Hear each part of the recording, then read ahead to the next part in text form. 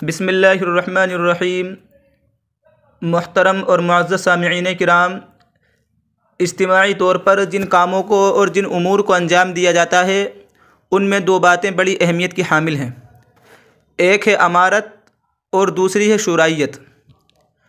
आज की वीडियो में हम इसी सिलसिले में बात करेंगे कि अमारत क्या होती है और शुराइयत क्या होती है और कौन सा निज़ाम होना चाहिए। तबलीगी जमात में अमारत और शुरा को लेकर के जो इख्तिलाफ़ है, इंशाअल्लाह दूसरी वीडियो में उस पर बात होगी। आज सिर्फ़ इसी में बात होगी कि अमारत क्या होती है और शुराइयत क्या होती है और कौन सा निज़ाम होना चाहिए। तो इस सिलसिले में तफसील ये है कि इज्तिमाई तौर पर जिन कामों को अंजाम दिया जाता है इस्लाम के अंदर, उनमें दो निज़ाम बड़े अहमियत के हामिल है, अमारत और शुराइयत। अमारत ये होती है कि किसी एक शख्स को किसी इदारे का या किसी तंजीम का सरबराह या अमीर बना लिया जाए, तो वो सरबराह और वो अमीर उस इदारे और तंजीम का अमीन होता है, मालिक नहीं होता। उस तंजीम का वो मालिक नहीं बन जाता, बल्कि वो अमीन होता है, अमानतदार होता है उसका। और ये ऐसा ही है जैसे कि गाड़ी का इंजन होता है कि पहिए कितने ही मजबूत हों, जब तक कोई खींचने वाला ना हो, कोई उनको ले जाने वाला ना हो, तो गाड़ी आगे नहीं बढ़ सकती। और इंजन कितना ही ताकतवर क्यों ना हो, अगर उसको पहियों का साथ हासिल ना हो तो उसकी ताकत उसको फ़ायदा नहीं पहुंचा सकती। इसलिए दोनों की अहमियत है, यानी निज़ाम में चलाने के लिए दोनों की अहमियत है। सरबराह की भी अहमियत है, अमीर की भी अहमियत है, और जो मामूरीन हैं, जो जमात है, उनकी भी अहमियत है। सरबराह जो होता है, सरबराह से और अमीर से लोगों का ताल्लुक़ इताअत और फरमाबरदारी का होना चाहिए कि सरबराह का हुक्म चाहे तबीयत के ख़िलाफ़ हो, चाहे हमारे मिजाज के ख़िलाफ़ हो, जब उसने कोई फ़ैसला कर दिया, कोई हुक्म दे दिया, तो उसकी इताअत हो। लेकिन उस पर अमल उसी वक्त तक किया जाएगा जब तक कि वो अमल शरीयत के हुक्म के ख़िलाफ़ ना हो। यानी अमीर ने जो हुक्म दिया है, जो फ़ैसला किया है, अगर वो शरीयत के ख़िलाफ़ नहीं है तो उस पर अमल करना ज़रूरी है, उस पर अमल करना चाहिए। लेकिन अगर वो शरीयत के ख़िलाफ़ हो तो उस पर अमल नहीं किया जाएगा। और आम मुसलमानों की कामयाबी सरबराह की इताअत में ही है, अमीर की इताअत ही में है। इसीलिए हज़रत उमर रज़ी अल्लाह ताला ने फरमाया कि पूरा इस्लाम उसी वक्त मुआशरे में आ सकता है जबकि मुसलमानों का इज्तिमाई निज़ाम हो, और मुसलमानों का यह इज्तिमाई निज़ाम अमीर के बग़ैर वजूद में नहीं आ सकता। अमीर का होना ज़रूरी है, तभी इज्तिमाई निज़ाम वजूद में आएगा। किसी सरबराह के बग़ैर लोगों का इकट्ठा हो जाना, ये भीड़ तो कहला सकता है, यानी लोग जमा हो जाएं, इकट्ठे हो जाएं और एक बहुत बड़ा मजमा हो और उनका कोई अमीर ना हो, तो इसको भीड़ तो कहेंगे, लेकिन इसको जमाअत या इज्तिमाइयत नहीं कहा जा सकता। इसी तरीके से और अमीर की अमारत लोगों की इताअत और फरमाबरदारी ही से कायम हो सकती है, ना कि ताकत और क़ुव्वत से। ऐसा नहीं है कि अमीर ताकत और क़ुव्वत की बुनियाद पर जो है अमीर बन जाए। अमीर तो हो सकता है, वो बन सकता है, लेकिन अमारत उसी वक्त तक कायम रहेगी जबकि लोगों के अंदर उसकी फरमाबरदारी हो और उसकी इताअत हो। इसलिए हदीस शरीफ के अंदर इरशाद फरमाया गया कि ला इस्लाम इल्ला बिजमाअतिन, कि इस्लाम नहीं है मगर जमात से, वला जमाअत इल्ला बि अमारतिन, और जमात अमारत के बग़ैर नहीं हो सकती, वला अमारत इल्ला बिताअतिन, और अमारत इताअत और फरमाबरदारी के बग़ैर नहीं होगी। लिहाजा ये अमारत का जो निज़ाम है, इसमें इसकी अहमियत का अंदाज़ा इस बात से लगाया जा सकता है कि ख़ुद आप सल्लल्लाहु अलैहि वसल्लम ने हदीस शरीफ में इरशाद फरमाया कि अगर सफ़र में 3 लोग जा रहे हों, अगर 3 लोग साथ में मिलकर सफ़र कर रहे हैं, तो उनको भी चाहिए कि वो उनमें से किसी एक को अमीर बना ले, किसी एक को अमीर मुंतखब कर ले जो उनके रास्ते का और सफ़र का अमीर हो। इसी तरीके से ख़ुद आप सल्लल्लाहु अलैहि वसल्लम का मामूल मुबारक था कि जब आप सल्लल्लाहु अलैहि वसल्लम मदीने से बाहर तशरीफ़ ले जाते, तो मदीने में किसी को वली या इसी तरीके से आर्जी अमीर बना करके जाया करते थे। यानी एक अमीर का मरकज़ में होना ज़रूरी है, इसलिए आप एक अमीर बनाया करके जाया करते थे। लिहाजा इस तफसील से मालूम हुआ कि मेयारी तरीक़ा और सही तरीक़ा तो यही है कि एक निज़ाम का, इसी तरीके से किसी तंजीम का एक मुस्तकिल शख्स जो है सरबराह हो और एक अमीर हो।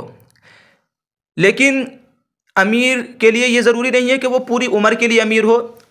अमीर की अमारत या उसकी अमारत की मुद्दत जो है महदूद की जा सकती है, कुछ वक्त के लिए उसको अमीर बनाया जा सकता है। क्योंकि फ़िक़्ह के एतबार से इसकी असल ये मालूम होती है कि जो अमीर होता है, जो सरबरा होता है, वो आम लोगों की तरफ से वकील की हैसियत रखता है और वकील बनाने वाले को इख्तियार होता है कि वो वकील के काम या उसके इख्तियारात को महदूद कर दे, कुछ वक्त के लिए, कुछ महीनों के लिए, कुछ साल के लिए अमीर बनाए, वकील बनाए।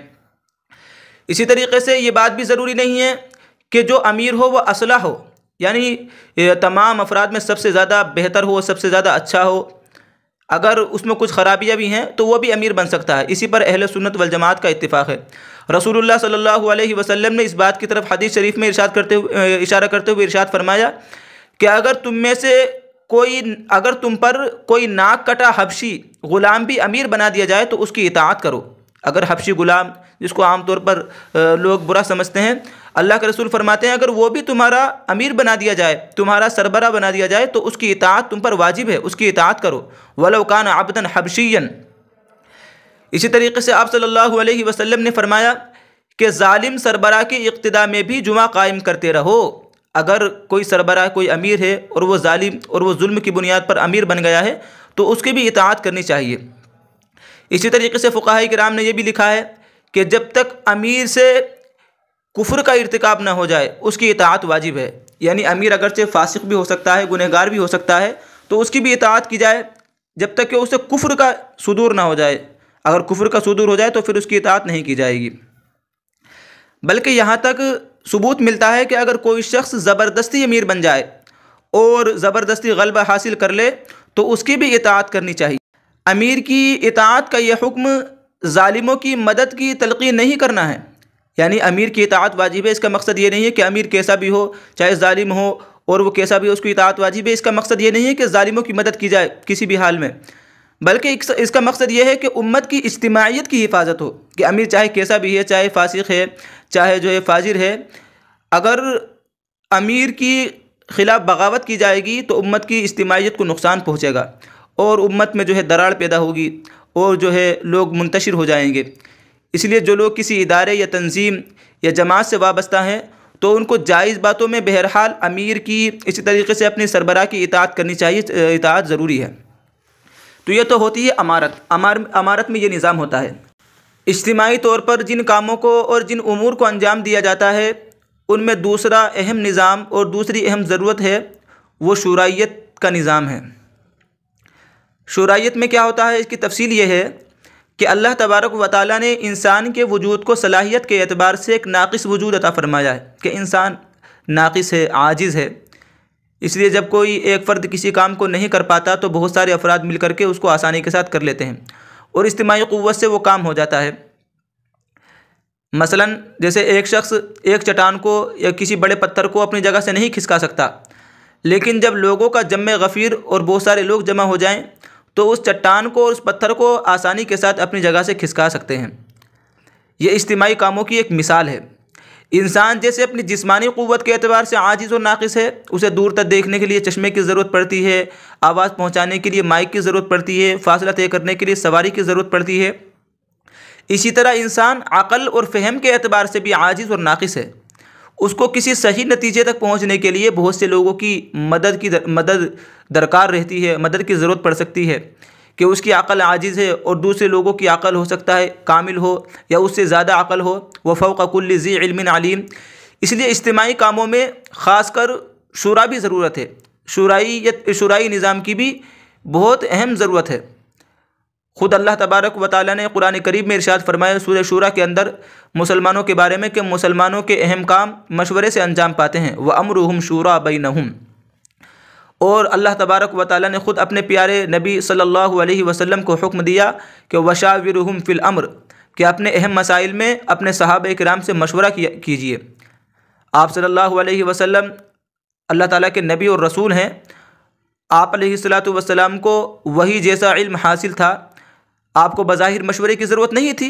अल्लाह तबारक व तआला वही के ज़रिए से आपको तमाम चीज़ें बता दिया करते थे, लेकिन फिर भी अल्लाह तबारक व तआला ने आपको मशवरे की तलक़ीन फरमाई ताकि उम्मत इसको अपने लिए उसवा बनाए। खुलफ़ाए राशिदीन के अहद में भी अमीर के साथ साथ शूरा भी हुआ करती थी। यानी कुछ लोग थे अमीर के साथ जो मजलिस शूरा थी, जो शूराई निज़ाम भी हुआ करता था।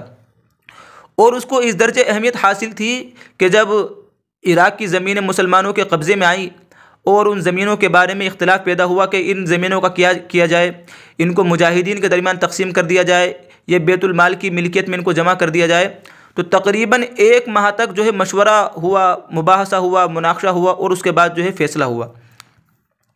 इसी तरीके से अल्लाह के रसूल सल्लल्लाहु अलैहि वसल्लम ने नए पेश आने वाले मसाइल के सिलसिले में हुक्म फरमाया कि जब कोई अहम और नया मसला पेश आए तो अहले इल्म और जो अहले फ़ज़ल हैं और अहले फ़िक़्ह हैं उनको जमा करो और उनसे मशवरा करो और तन्हा अपनी राय से कोई फ़ैसला ना करो। तशावरुल फ़ुक़हा वल आबिदीन वला तमज़ू फ़ीही राय ख़ासतिन, यानी मशवरा करके जो है उस मसले का हल निकालो।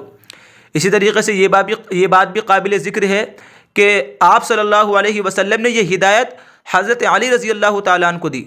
हज़रत अली रज़ी अल्लाह तआला अन्हु बड़े ज़हीन और फ़तीन, जिनका तफ़क्को और जिनकी फ़हम सहाबा किराम के दरमियान मुसल्लम थी, जिनको रसूलुल्लाह सल्लल्लाहु अलैहि वसल्लम ने अपने सहाबा में सबसे बड़ा क़ुव्वत फ़ैसला का हामिल करार दिया। फरमाया व अक़ज़ाहुम अली इब्न अबी तालिब, के सबसे बड़े फ़ैसला करने वाले हज़रत अली इब्न अबी तालिब हैं। एक मौके पर ख़ुद आप सल्लल्लाहु अलैहि वसल्लम ने इरशाद फरमाया कि वला नदीमा मन इस्तशारा, के जिस शख्स ने मशवरा किया वो कभी शर्मिंदगी से दो चार नहीं होगा। इसी तरीके से एक और रिवायत में आया है कि जो किसी मुसलमान से मशवरा करे अल्लाह ताला उसको बेहतर पहलू की तौफ़ीक़ अता फरमाते हैं। वफ़क़हुल्लाहु ताला लिअरशदी उमूरिही। बहरहाल ये शूरायत का निज़ाम है। ये 2 निज़ाम सामने आए अहादीस की रोशनी में, जो तफसील सामने आई। एक चीज़ होती है अमारत, ये भी ज़रूरी है। इसी तरीके से दूसरी चीज़ होती है शूरायत। लेकिन ये बात शूरा के सिलसिले में 2 बातें अहमियत की हामिल है।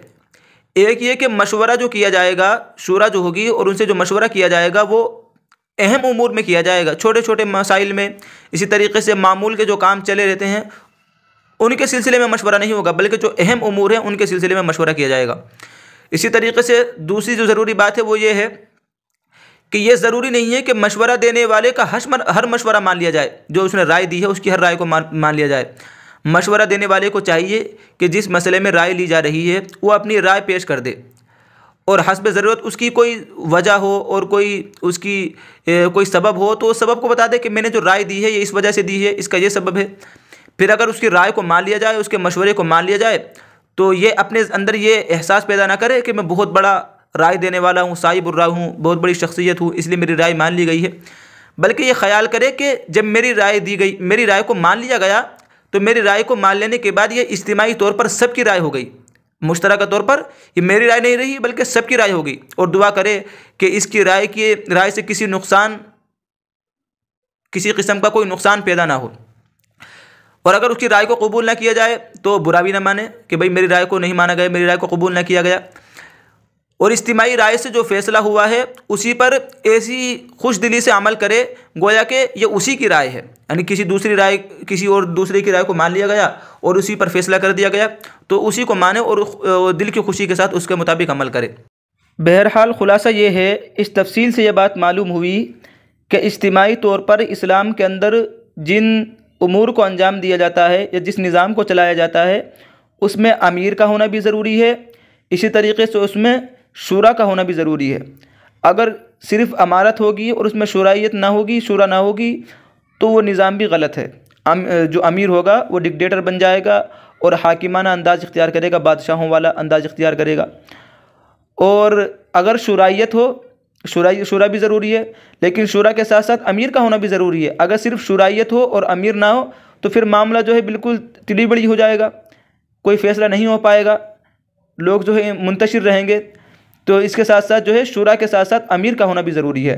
तो अमारत और शूरा दोनों निज़ाम एक साथ चलना चाहिए। ये जो है कुरान और हदीस से, इसी तरीके से सहाबा किराम के अमल से इस निज़ाम का पता चलता है।